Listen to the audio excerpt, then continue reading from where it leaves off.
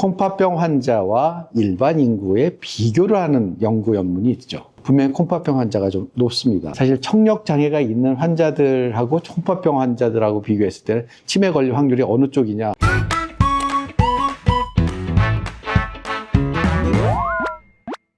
안녕하세요. 대한신장학회 유튜브 채널 내 신장이 콩팥. 오늘은 월간 콩팥 6월 진행을 맡은 대한신장학회 일반의사 이동영입니다. 오늘은 많은 분들이 궁금해하시는 콩팥병과 치매의 연관성에 대해서 이야기를 나눠보고자 하는데요. 이 분야에 우리나라 국내 최고 전문가이신 고대 안암병원의 신경과 박건우 교수님을 모셨습니다. 교수님 안녕하십니까? 네, 안녕하세요. 아까 말씀 주셨던 고려대학교 안암병원 신경과에 있는 박건우입니다.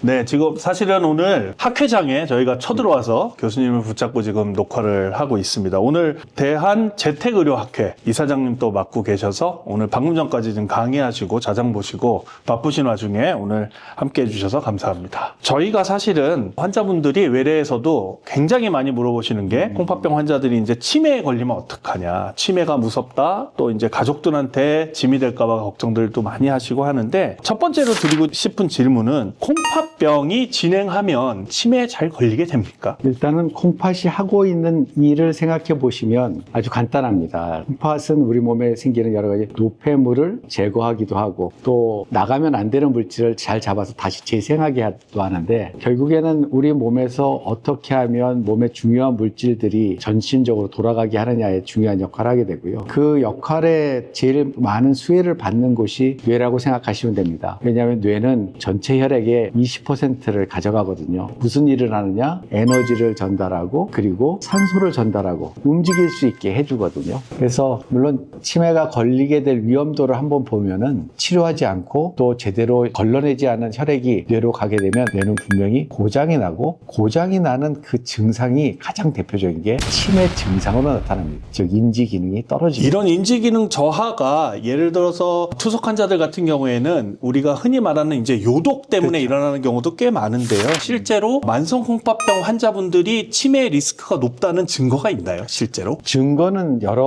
곳에서 나타나고는 있습니다. 실질적으로 이제 제일 쉽게 콩팥병 환자와 일반 인구의 비교를 하는 연구 연문이 있죠. 분명히 콩팥병 환자가 좀 높습니다. 그런데 그 높은 정도가 진짜 다른 병하고 비교했을 때보다 훨씬 더 높으냐? 그런 건 아닙니다. 사실 청력 장애가 있는 환자들하고 콩팥병 환자들하고 비교했을 때는 치매 걸릴 확률이 어느 쪽이냐, 더 높으냐? 그러면 청력 장애가 있는 쪽이 더 높거든요. 실질적으로 우리가 정보를 받아들이는 뇌의 입장에서는 명확하지 않은 정보가 더 문제가 되죠. 그러니까 콩팥병은 어떻게 보면은 그 콩팥병을 일으키는 가장 많은 원인 중에 고혈압, 당뇨병 이런 것들이 있어요. 근데 그런 것이 뇌로 가는 혈관도 또한 망가뜨리기 때문에 혈관성 치매 위험도가 높아지고, 알츠하이머 병과 같이 뇌가 빨리 늙어 죽어가는 그러한 병도 고혈압이나 당뇨병이나 이런 것들이 있으면은 뇌로 가는 그 쓰레기들을 청소할 수 있는 혈관의 능력이 떨어지기 때문에 뇌에 노폐물이 더 쌓여서 힘들어지게 되죠. 그러면 이제 치매 증상이 나타나고, 그래서 결국엔 콩팥이 나쁘면 분명히 뇌에는 좋지 않은 영향을 미치지만, 그렇다고 잘 관리된 콩팥병이 치매를 더 많이 일으키느냐,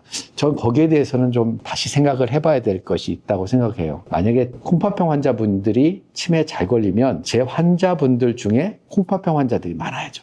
근데 그렇진 않습니다. 대표적으로 알츠하이머병이나 뇌혈관장애나 이런 것들이 있는데, 이러한 것들을 더 진행시키지 않는 교육을 이미 받고 계세요. 고혈압 관리 철저히 해야지, 당뇨 관리 철저히 해야지, 식이요법 관리 철저히 해야지, 운동 열심히 해야지, 이런 것들을 잘 관리를 받고 계세요. 그러니까 미리부터 치매를 위한 어떤 예방 활동을 한 것이 아니라 일상적으로 콩팥을 방어하기 위한 일상적인 활동을 했는데, 그게 다행히도 치매를 예방하는 방법과 거의 일치하다는 거죠. 어쨌든 청력장애만큼도 리스크가 높지는 않다, 이렇게 결론을 내주셨는데요. 만성콩팥병 환자들 볼 때에 사실은 단순한 이제 건망증하고 치매 증상이 사실 헷갈릴 수가 있거든요. 외래에서 특히 볼 때. 그래서 가장 명확한 어떤 치매의 초기 증상은 무언가요? 치매 정의부터 얘기하죠. 치매는 이제 뇌 인지 기능이 떨어진다는 겁니다. 인지 기능이라는 게 우리가 기억하고 말하고 판단하고 계획하고 그걸 실행하고 이러한 능력이 떨어져서 일상적인 생활을 못하는 상태를 얘기합니다. 어렵죠. 기억력이 얼마나 떨어졌는지 하나만 있는 게 아니라 이런 종합적인 능력이 떨어져서 일상적인 생활을 못하는 거예요. 제일 초기 증상이 뭐냐고 물어보면 우리는 측정 가능한 것을 제일 쉽게 알아낼 수 있어요. 측정 가능한 것이 뭐냐면 기억력이에요. 사실은 이제 학자들마다 그 사람이 기억력이 먼저 떨어지는 병도 있고 아닌 것도 있지만 기억력이 떨어지는 것은 아주 쉽게 판단할 수 있고 측정할 수 있잖아요. 제일 초기 증상을 다들 걱정하시는데 물론 그때 신경 써야 되는 건 많죠. 전반적으로 뇌 건강 상태가 괜찮은지 한번 확인을 해보시는 것이 좋고 그 다음에 의사가 암만 해도 다른 여러 가지 검사를 좀 자세히 해봐야 되겠고 MRI도 찍고 하시는 것이 좋겠습니다 하면 아 내가 조금은 좀 심각한 문제가 있는 모양이다 생각하고 좀 더 적극적으로 치료에 임하시는 게 낫지 않을까 생각해요. 그렇게 해서 이제 진단을 했다고 가정을 하였을 때에 요새 이제 신약들도 많이 나오고 요새는 이제 최신의 치료법들이 네. 좀 나오고 있다라고 얘기를 듣고 있는데 실제로 그런 치매 치료제들의 효과는 어떠한지 하는 부분 하나 하고 또 인지재활 치료라는 부분을 이제 요새 많이 얘기를 하는 것 같은데 이런 것들의 효과가 실제로 이런 약물들만큼 있는 건지 이 두 가지에 대해서 좀 답변을 해주시면 좋겠습니다.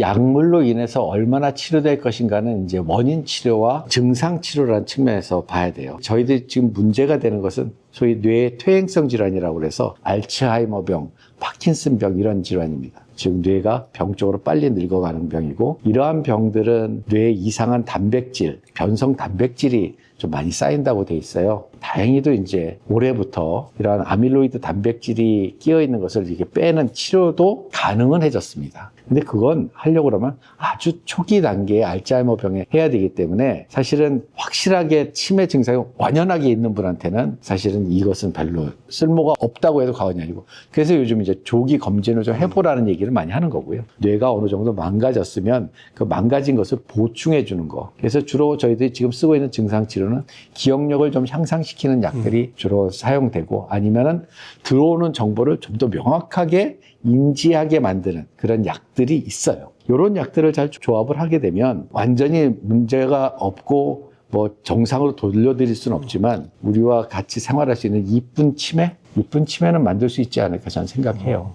인지재활 치료라고 하면 재활이라는 건 이제 병이 생겼을 때 얘기하는 거고 이제 우리는 재활 쪽보다는 소위 그 이전 단계, 인지 능력이 좀 떨어지는데 아직 일상생활이 망가지지 않은 분들이 있어요. 그걸 경도 인지장애라고 하죠. 요때 해야 되는 인지 중재라고 하죠. 코스를 좀 바꿔주는. 인지중재 치료를 하게 되는데요. 인지중재 치료는 저희들 보기에는 효과가 있습니다. 그래서 가는 속도를 분명히 늦춰줘요. 망가지는 것은 어쩔 수 없지만 아직 남아있는 기능으로 이것을 최대한으로 커버할 수 있는 능력을 증가시키는 방법은 분명히 전체적으로 봤을 때는 치매 증상이 확 심해지는 걸 늦출 수 있는 거죠. 투석이나 이런 걸 하게 되면 아마도 운동을 잘 못하잖아요. 네, 맞습니다. 근데 이제 그때 뇌 운동하고 끝나고 나면 신체적인 운동을 좀 같이 하시고 그러는 것이 걱정을 줄이는 하나의 방법이 아닐까 생각합니다. 네, 진짜 좋은 팁을 주셨는데 이 방송을 보시는 우리 환자분들뿐만 아니라 우리 신장내과 선생님들도 아마 그런 부분을 좀 생각을 해 보실 수 있을 것 같습니다.